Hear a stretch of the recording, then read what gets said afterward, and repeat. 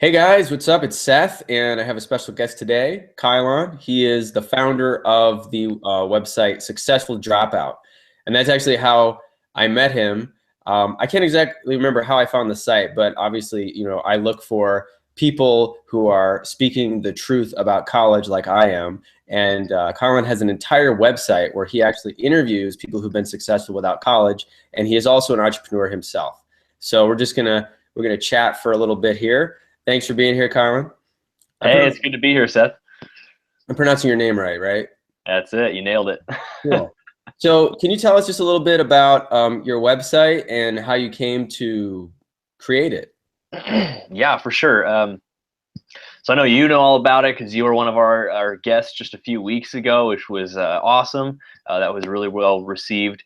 Um, so I started Successful Dropout back in about June of 2016, so a little over a year ago now, and uh, man, it's been incredible. And I shouldn't say that right away. It was about like 7 to 8 months of me just pushing out content with basically nobody listening.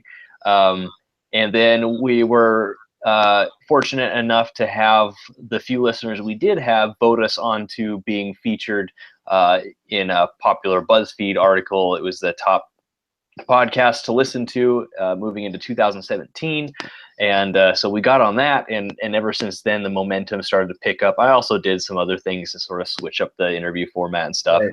So Uh, what inspired you to make a website that's just called Successful Dropout is what yeah, no, good question. I'm a dropout, basically, a dropout turned entrepreneur. I think successful entrepreneur at this point. There's a lot more I want to do, but essentially, it was me building what I wish I would have had back in 2009, basically when I dropped out. Um, I'd always wanted to start a podcast. I love connecting with people and building communities. And so I was looking for a podcast idea, and I was actually helping my sister come up with names for her podcast. And I just randomly, the name Successful Dropout popped into my head. I threw that out there. She didn't like it, but it stuck with me. And it was one of those cliche moments when this whole vision sort of floods into your head. And I was like, I want to interview people like myself that have sort of lived a more unconventional life, that have dropped out of formal education, and pursued entrepreneurship and built businesses. And now we've just built a thriving community that's continuing to grow and actually expanding from not just like college dropouts. We've got high school dropouts and like 9 to 5 dropouts and like have to work at an office dropouts. People like that are just really looking to do and think unconventionally, and they question the status quo. Awesome. So tell us a little bit about now we'll flip the script because you always interview people. So tell us about your experience dropping out of what was it, college, and what were you studying, and what happened, and what went on from there. Yeah, good question. So the story there is essentially I was right after I graduated high school, I went to enrolled in college because that's basically what you were supposed to do. I didn't give it a ton of thought. I really didn't know what else I would do. So um, I enrolled. I was paying for all the classes myself, and I was taking a marketing class because I wanted to study business. I knew at least that that's what I wanted to do, something in that realm. And so specifically a marketing classes is one of the ones I was taking. And about 2 months into it, I realized that basically the professor was just reading off of the slides.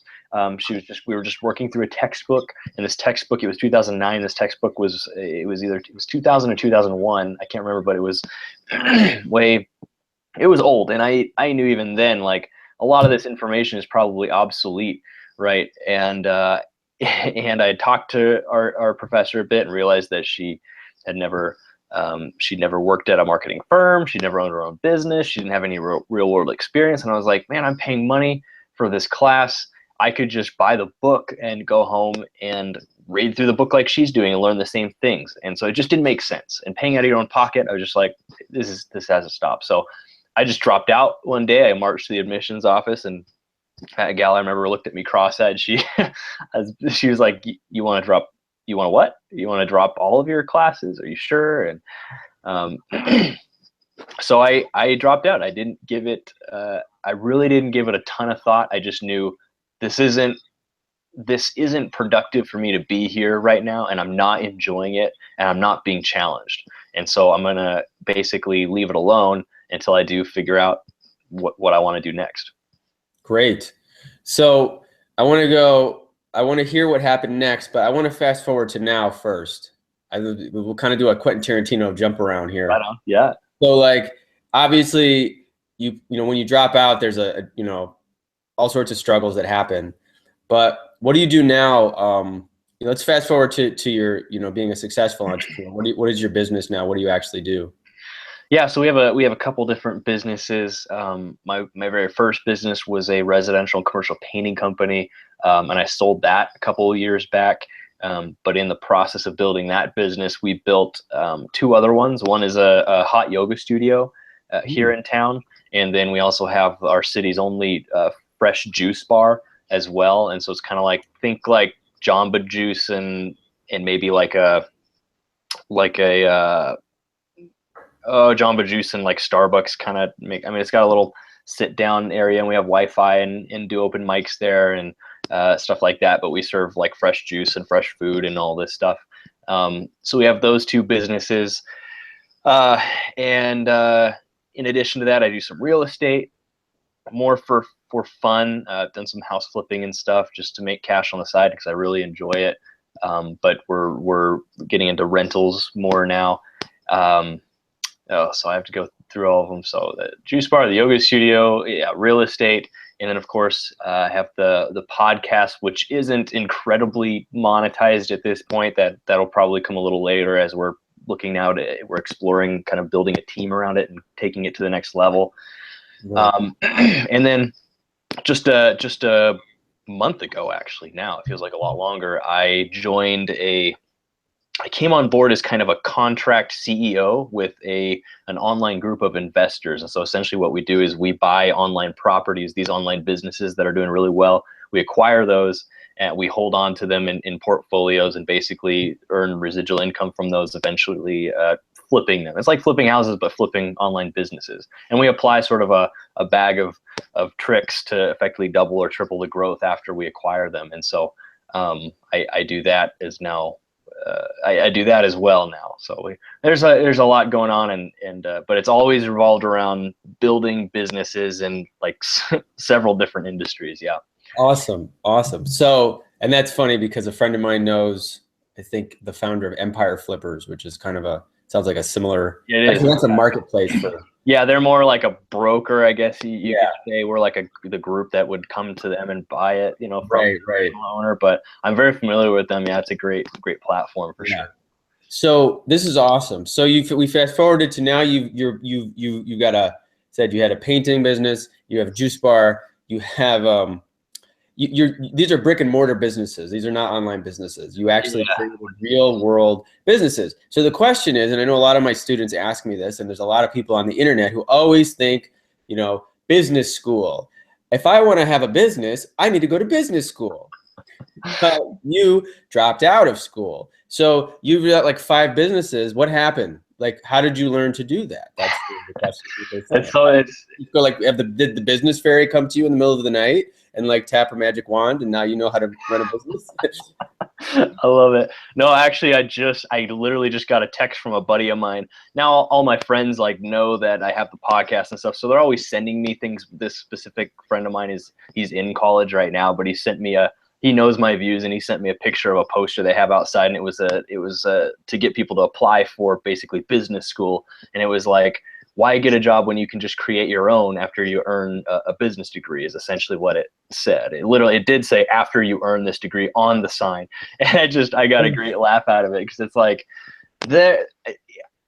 okay, on the show, I'll just quickly say, I don't just actively encourage people to drop out, and I don't just preach a degree is worthless and college is stupid. I encourage people to think about it. Think of college like a tool. You can pick it up and use it for different things. Some people should go to college. And it's awesome when people listen to the show and they discover, hey, for what I want to do, college is really necessary. a lot of the times, mostly that's just if you're doing something in the medical field, any of the sciences, engineering, stuff like that. All the STEM fields is where a lot of that is still required. I would still argue it's not necessary, but we can go into that a different time. One of the most worthless pieces of paper I think you can earn is a business degree, though, business, diploma.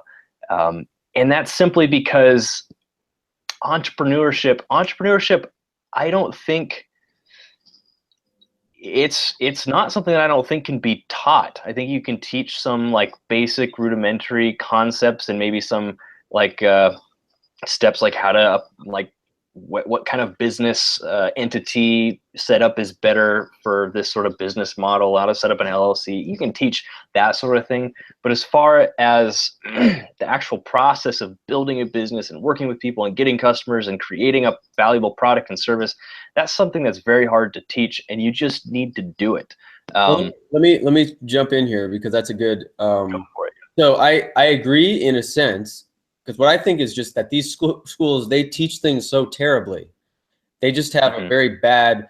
It's almost like somebody saying someone goes to college, and they come out with, like I went to film school, and people say, yeah, film school is terrible because they're teaching things so poorly. But you could definitely learn how to be a great filmmaker. It's something you can learn, and I think you can learn. I learned how to be a business person. I learned this stuff. I took a ton of courses. I learned from networking and meeting with people and doing it myself. But my question is, from the moment you dropped out of school there to the moment, you must have learned something as you were attempting things. So how did you learn to build a business, unconventionally? Was there like a person in your life who gave you some advice, or did you just sort of, open up, take out a loan, buy the juice bar? Like, how did you yourself go from, 0 to where you are now in that sense? It was actually, it was actually some of these business were kind of like that. Like we had no idea what we were doing and kind of flying by the seat of your pants at times. I think just to go back to what you were saying, I think why earning like a business degree before you start a business is not necessarily the best route is because it's just it's a bunch of just in case learning. You're learning a bunch of theory and you're not necessarily putting it as you learn. You're not necessarily taking action on it.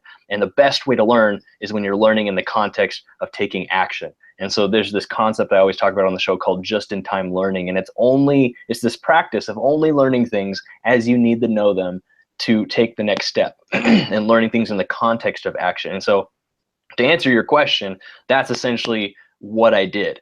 I mean, my dad is an entrepreneur, so I definitely learned some stuff from him, and he gave me some guidance here and there periodically. A lot of it, like I can't stress enough that you're the average of the 5 people you hang around the most, and so I have most of my friends are all business owners and entrepreneurs, and I used to be a part of a mastermind of all business owners, so that stuff is crucial.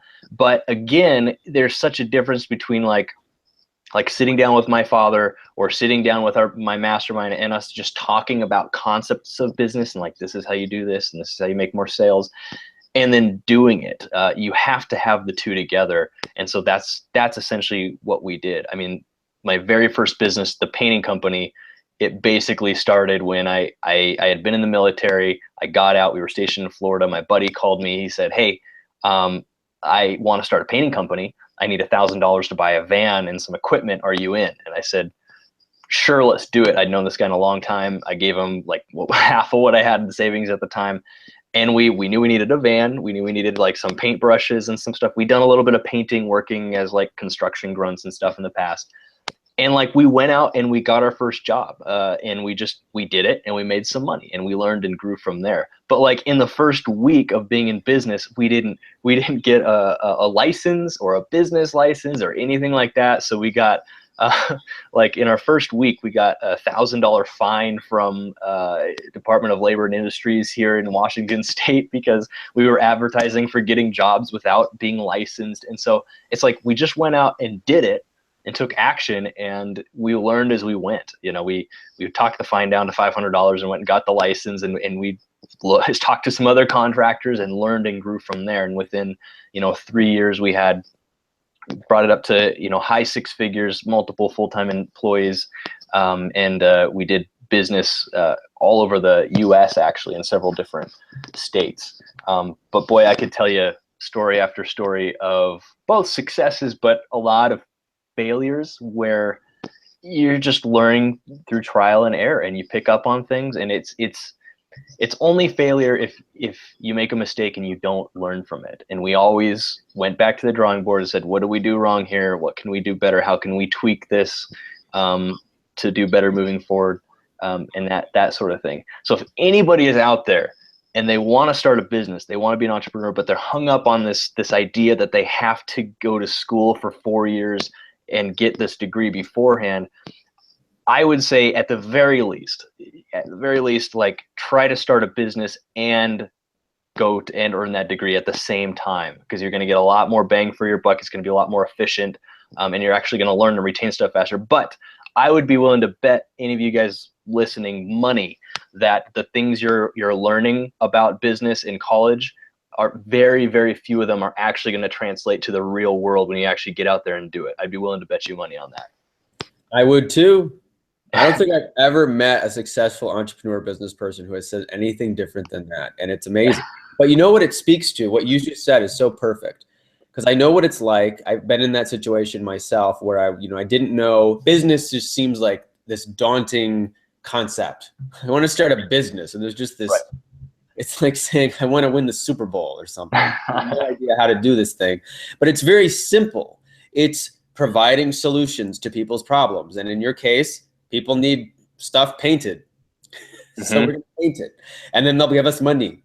We'll give you money for you to paint. That's it. But then the process of actually turning that into a business, you're right. They're like, what I think is the big takeaway, there's a few big takeaways, is I think anyone listening, that fear of taking action is what screws people up, because you're afraid you're going to make a mistake. So I think it's better that you go out, that he went out there, got the work, did it wrong, didn't get the license and got fined, and then was like, oh, I guess we need a license. That's awesome. That's great.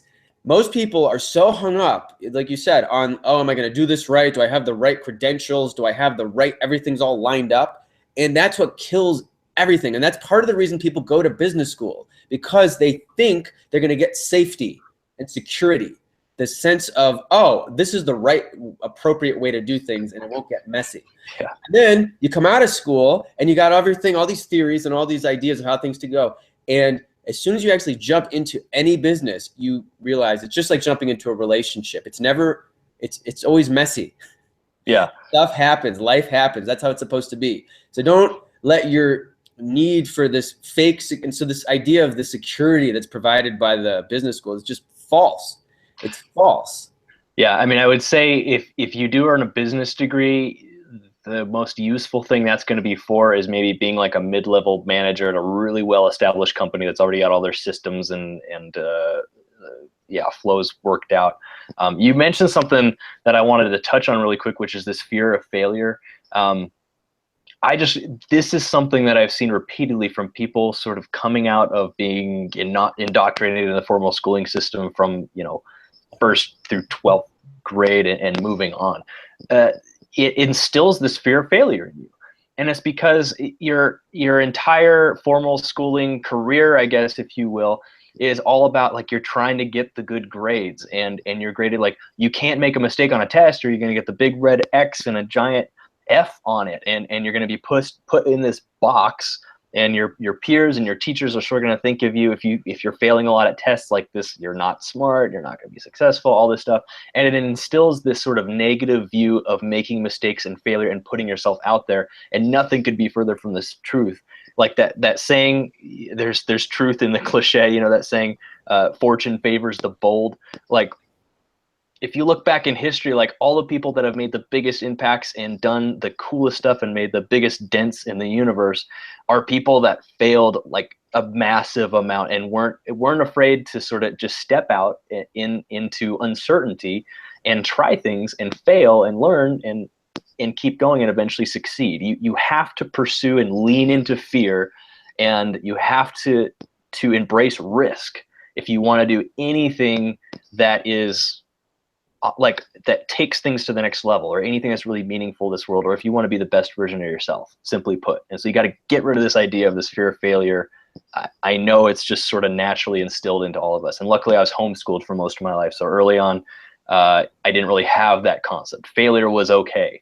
You know, it was okay and necessary. It's more than okay. And you're totally right. Because I was like a good student and that screwed me up. That's why my business partner in my film endeavors, he was, we were perfectly matched for each other because he was so bold and so just like, we're getting this done, I don't care. And we're going to stumble our way upward, that it inspired me after I had, you know, a lot of failures in film in my past, that he re-inspired me. Because yeah, that thinking, that will screw you up. But one thing I suggest for people, one thing I started doing is actually, if you go and look at the biographies or stories of successful people, because you will see there's always failure. There's always, and you catch people on the upswing, you know, you catch people after 10 years of whatever. Even, you know, the best one to me was Steve Martin, because Steve Martin is like a god of comedy, right? You know, he's been in movies and comedy since the 70s. He's one of my favorite comedians. And so he's been around for like 30 or 40 years. So I thought, oh, this guy was just like born. And I read his book, and his struggle for 10 years was like epic. I mean, like sleeping in his, like in poverty and doing shows in just like the worst places, and just like absolutely, if you had met this guy in the early 70s or whenever, or the late 60s when he started, you would have never known that he was going to become the most successful, one of the most successful comedians in history. He was doing weird stuff. People didn't get it a lot of the times. And he, you know, had major financial challenges. You know, he talks about his, all sorts of problems. And then you see the person once they become the success, and people think, a lot of my students, I know, they think, oh, this is just, you know, it's just, they automatically. No, man, failure is good. It's not even failure. It's all about context. It's all about context. Yeah, it bugs me when it's made up. There's no such thing as failure, you know? It bugs me when people look at somebody who's clearly successful and they say that person just has it in them innately, or they got lucky or something like that. Because people don't, like, for the most part, people don't remember your failures. If you have a 10-year block of time and you failed most of that time, but you'd have one big success, like, people are not going to remember all those failures. You know, your success is what's going to make the headlines and what people are sort of going to remember in their minds, because that's inspiring, right? Nobody wants to remember everybody else's failures. You know, they want to remember and be inspired by everybody else's successes. So people won't remember your failures, but man, for every like really successful person out there, they have got a ton of failures. And I know you like I mentioned, and you mentioned again, the like getting fined because we didn't have a license and stuff. That was like this, we thought that was the biggest deal at the time. We were like, oh, we're so screwed. Like a year later, we almost went bankrupt. A year and a half later, so like we almost went bankrupt. I had my first panic attack. I literally had people, I was like hiding from people that we owed money to. And there's a story behind all this. But like, we experienced some incredible failures and you know, very like challenging times that we came through, we learned from. And now looking back, they're actually some of my better, and some actually in some cases my favorite memories, because that's just the way it works. Honestly, those times stick out to me the most, is when I learned and grew the most, and those are good memories. Now, ultimately, I don't regret them. I totally hear you, man. It's the same thing. I never would have thought that at the time, you know? Right. But it's true. Some of these cliches, like say, like, you know, oh, that's going to build character. Character is where it's at. I don't know how else to put it. I know especially, I know when I was growing up and I wanted to be a famous filmmaker, and it was in the late 90s, and there was this celebrity aspect to things, and you think, I thought, oh, Spielberg just came out that way, and I read his story, and Scorsese and all these guys, like, they all climbed their way up from somewhere. But now business has become kind of a celebrity thing, you know, because people look at Steve Jobs, who's, you know, dead, but people still kind of idolize him. And, you know, the guy from Virgin Atlantic, Richard Branson, and they've become these characters, and people often compare themselves to these big characters, and those are all pitfalls. Mm-hmm. Those are all there's you can hear a lot of positive reinforcement all over the internet, like, hey, take action, try your best. But I find, like I said, go back and look at these people's history and see the humanity in each person and see it in yourself, so that when you're sitting there and you're about to either take my course or you're going to start your own business, or you got to make that first phone call or submit that resume, and there's that part of you that's hesitant, you do want to learn to ignore that part of you that's saying don't do it. Because that's what I tell my students in my course, because a lot of these jobs in digital marketing, some of the postings say 2 years required, 3 years required, and people are like, well, can I really? I say, yes, apply. No one's going to shoot you. No one's going to arrest you for applying for a job where you don't have the wrong experience. Yeah. Many times they end up getting interviews and hired, because, as you said, fortune favors the bold. I love that. That is like a great quote. I mean, you know why people say that, right? That they want X amount of years of experience is because typically the people with more experience give better results. But that's, at the end of the day, and this is speaking as a business owner myself, when I hire people, all I want is the results. I don't care where you went to school. If you're like making sales, or if you're good at your job and providing results and making the company better, that's all I care about. And so, yeah, I guess if you see something like, oh, you have to have this piece of paper, these credentials, yeah, like you said, apply anyways, because what they're actually saying is they want people that can do the job well, and they want people that get results. If you believe you can do that, then show them. That's all that matters. Absolutely. Absolutely. So let's see here. Where are we? So we could go on. There's so many different things we could talk about. I know there's a lot. Next time I should do this a live stream to see what people want to hear about. How did you how did you start a juice bar? That's a good, so yeah, we had the painting company, and we basically wanted to build some other businesses. So we eventually purchased and renovated with the painting company, which was kind of a painting/construction company. We were general contractors too. We purchased and renovated this commercial building and put a yoga studio in there because my business partners and both our wives were really interested in yoga, and we figured, okay, they could run the business. We saw an opportunity in our city for just a better yoga studio in a better part of town. And so we built that, and that's a whole another story by itself.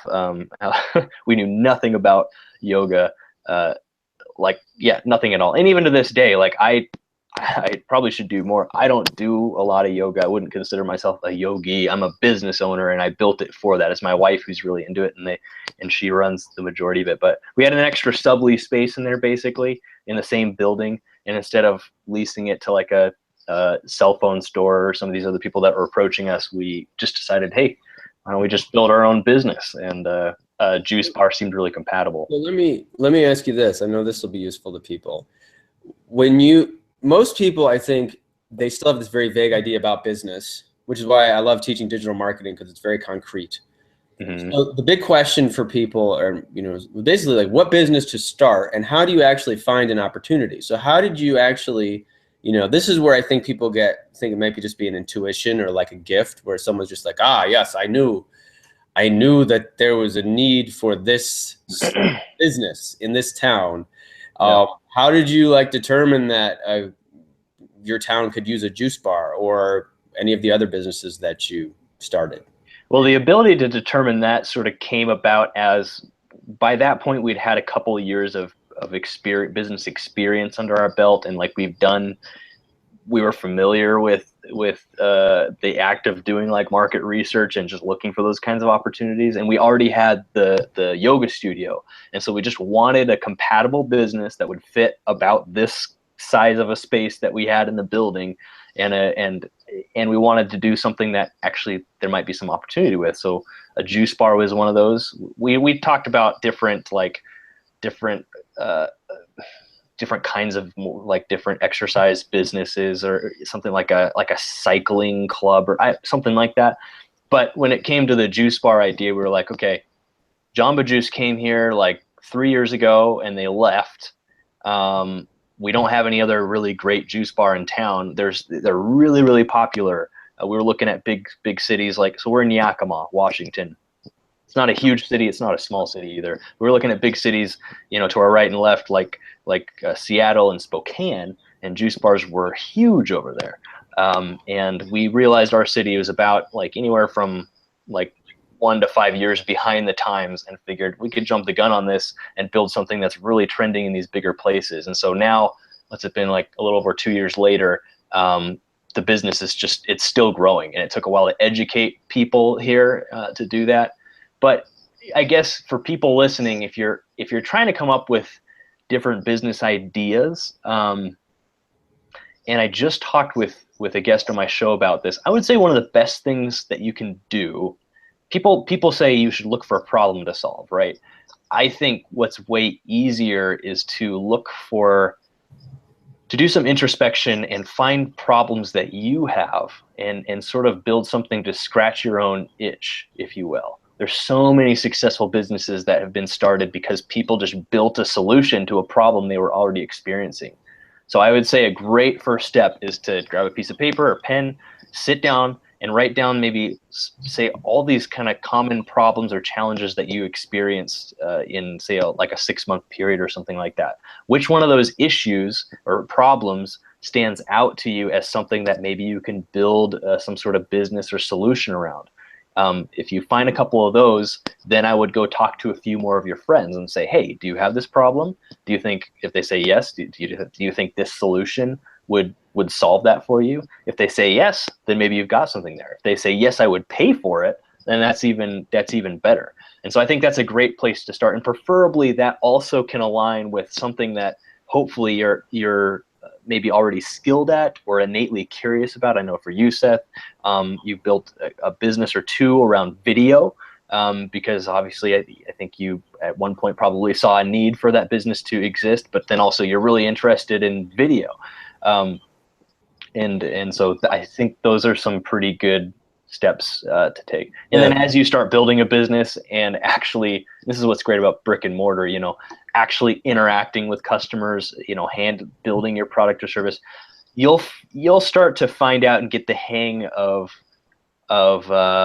you'll start to be a lot quicker to notice different opportunities. Like we were to notice that, hey, a juice bar, it might not be popular right now, but in a couple of years, it's probably going to be pretty popular. And this was after being, a couple of years running other businesses, for example. We wouldn't have known to do something like that when we first started, say, the painting company, our very first business. At that point, all we knew, and this was more out of necessity, so this works too. The reason we started the painting company is because both of us needed jobs. We didn't want to work for somebody else, so we basically wanted to just build our own job. We knew how to paint. This is one of the few skills that I knew at that point. And we had some friends that needed some painting done. So, put those two together and you've got a job, and it just, it grew from there. That's awesome, man. And that's actually, it's great advice. That's actually one of my projects down the road. I keep kind of pushing it down because other things keep coming up. But I'm going to create a course on, I think it's great that you are into brick and mortar. I personally have totally gone the other way, and I love information products because things like online courses are exactly what you said. They solve problems for people. In my case, I saw, like with digital marketing, I said, I don't want a job, but other people want jobs. So if I can help them do that, then I can sell this course. And you can apply that to so many different things. As you said, just solve a problem. One of the best businesses I ever saw online was it was like an ebook of wedding toasts. I think it's still selling but it's so amazing. It's the market research thing is so amazing when you start thinking that way. And I started thinking that way maybe 6 years ago. It's when I started to get interested in business, because I was like, oh, business isn't this just numbers and selling stock and stuff. It's like it's this living thing, problem solving essentially. Yeah. And this guy, whoever found that niche, was like, this is like a great little niche, because there's every weekend there's thousands of weddings, and these normal guys are called upon to be a best man, and they have to stand up and give a speech, which is terrifying. And then this ebook was like, here's a pre-written speech, and they're like great speeches. So that thing like, boom, sells like still sells, you know? Yeah. But one of the things you mentioned that I thought was very interesting is you're right, your mind does kind of get trained. And I think it was very specific and very good what you said, which is even easier than solving problems is looking at problems that have already been solved and see where it's lacking. Because so like you said, juice bars, you know, who the heck knew that people would want juice bars? But you looked around and you could see, you know, you had an awareness of the marketplace. Right. And a lot of people, you know, I walk around, I go to different cities, like I'm in Reno right now. And this is, I mean, this place is like ripe for opportunity because it's kind of like, sounds like your city over there. Like, you know, it's, you know, we got a Best Buy and we got, you know, we got malls and things, and we do have coffee shops and juice bars here, but it's still not quite like, it's not, definitely not like a San Francisco. So when you had that awareness where you said, hey, you know, there's juice bars here, there's juice bars there, but there's none here, you know, that's really the kind of the sweet spot of opportunity, because, you know, you saw Jamba Juice came and left. So someone else might have said, oh, well, they don't want juice bars.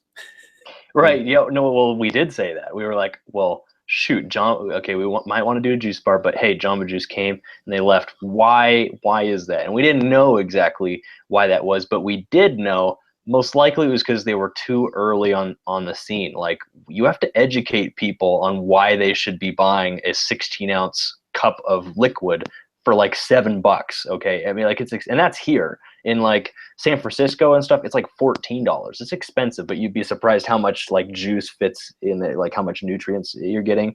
But one of the things we knew is that we're building this right in the same building as a yoga studio. These are two complementary businesses. And also we put in a drive-through. So we're like, okay, now we're making healthy easy. We're making it convenient for people. And then worst case scenario, we know at least our clientele at the yoga studio, it's a hot yoga studio. They're going to want to go get a cold juice. So, and actually come to find out, and this is why you can plan for these things, but you never know until you just do it. Come to find out, like, very, very few clients come from, there's very little crossover actually from the juice bar to the yoga studio.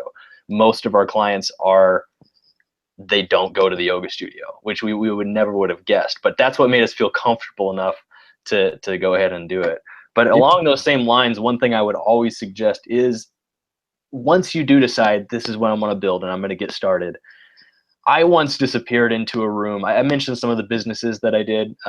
There's a lot I left out. Like, I did Amazon FBA for a long time. I'm almost completely out of brick and mortar now. It's all online pretty much now. I do like that a little better actually for personal reasons. But one thing I did was I once disappeared into a room for 3 months and built something without talking to anybody. And I emerged with this shiny new thing and nobody wanted it. And that was a frustrating experience. Like, people wanted they wanted the content that I was creating, the general idea. They didn't want how it was packaged and delivered.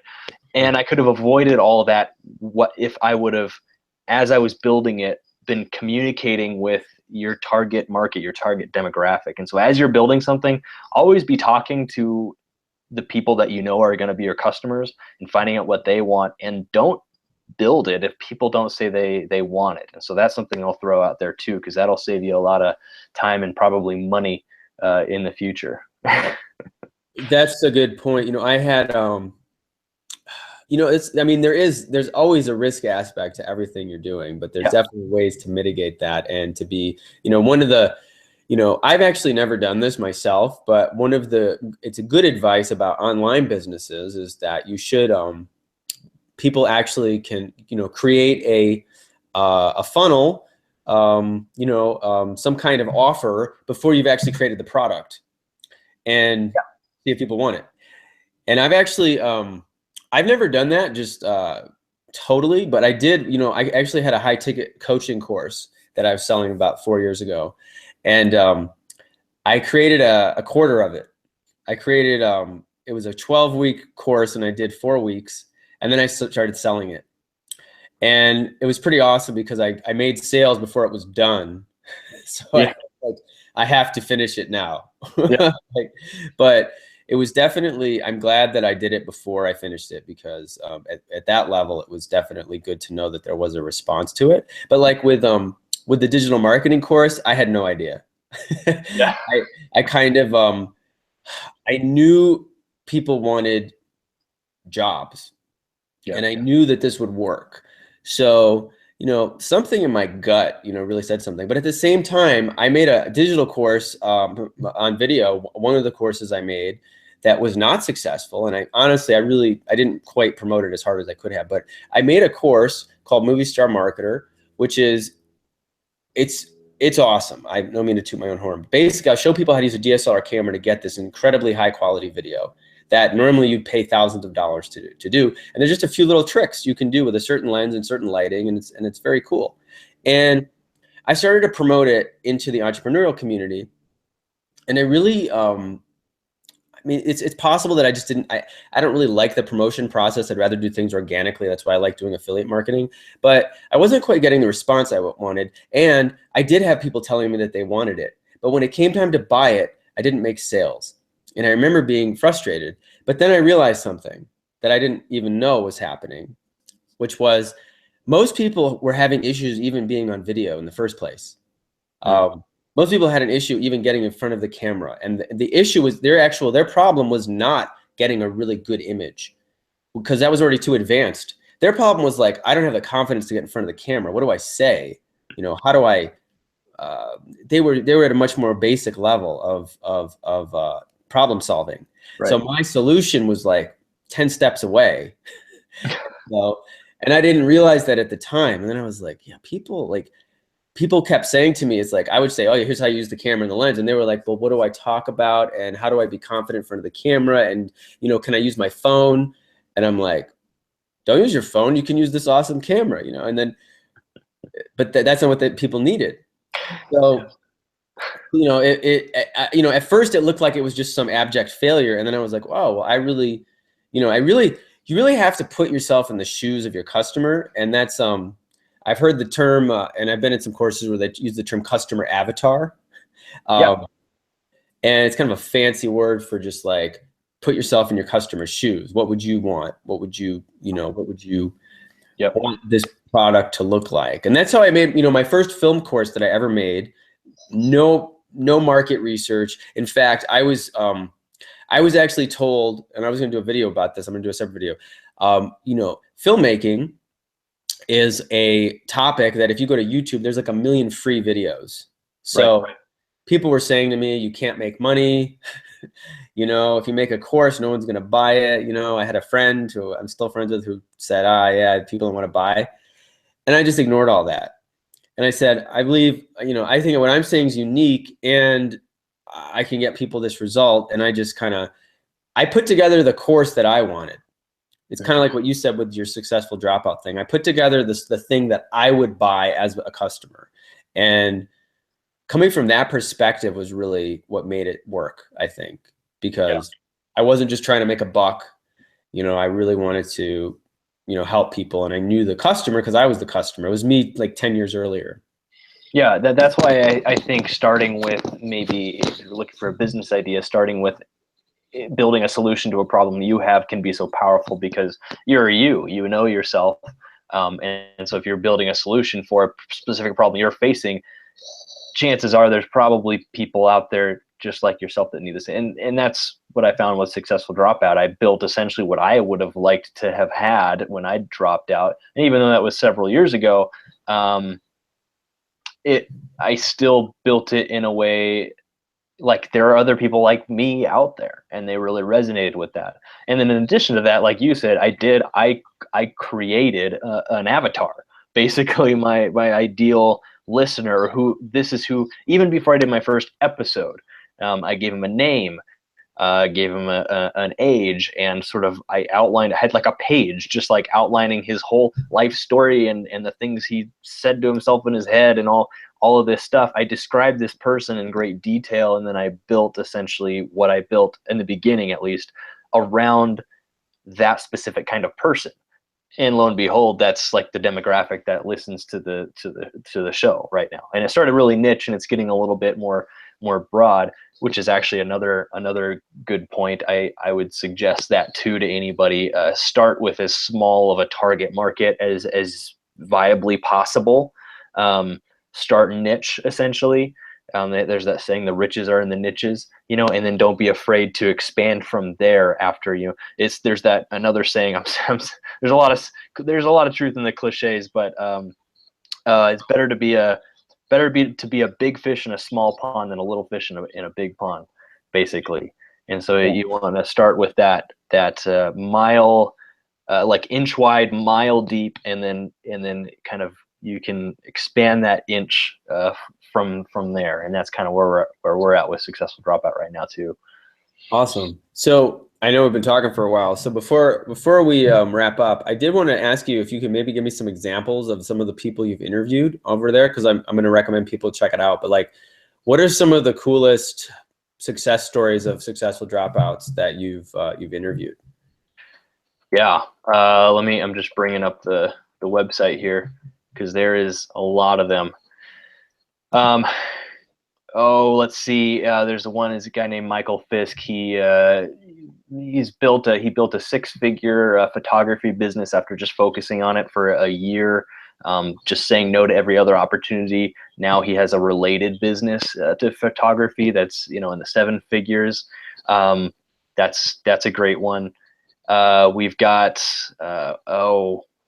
one of my second interview is with an individual who started a landscaping company after he dropped out, and he's making approximately $1,000 a day with that. I had the guy who's created, if anybody remembers the app Yik Yak, who they just kind of went out of business. He's basically created like the next version of that, and it's worth over $500,000 right now, and they're doing really well.